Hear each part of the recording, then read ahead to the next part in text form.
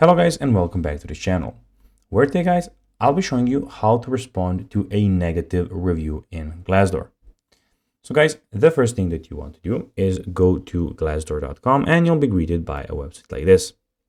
Now when you're here, you just need to go and log into a profile. If guys you do not have one, you can always go and register to Glassdoor. But guys, if you do not know how to do that, you can always go to our YouTube channel where we have plenty of how to Glassdoor videos where you can see how you can do this. Now guys, that we got that out of the way, let's see what we actually have in front of us here. So as you can see here, we have the Glassdoor website where we have a lot of different options.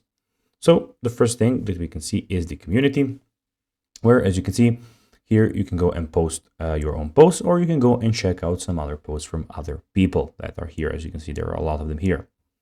Also, you can go to jobs if you want to find your perfect job. So you can just put the job name here and the location and search for all of your jobs. And then you can see if you have one that fits for you.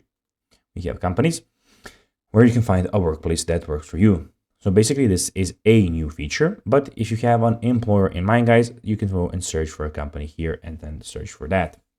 We have salaries where you can go and see if you're paid fairly. So you can find out here by putting your job title in here and the location and searching for both here.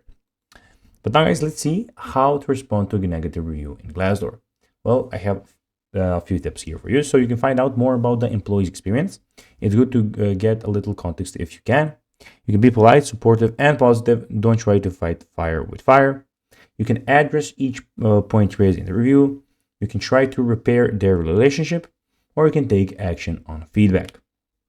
So guys, that is basically everything for this video. I hope that you found it informative. If you did, don't forget to like this video, share it, subscribe to the channel, put the notifications on, and I'll be seeing you in the next video. Bye guys.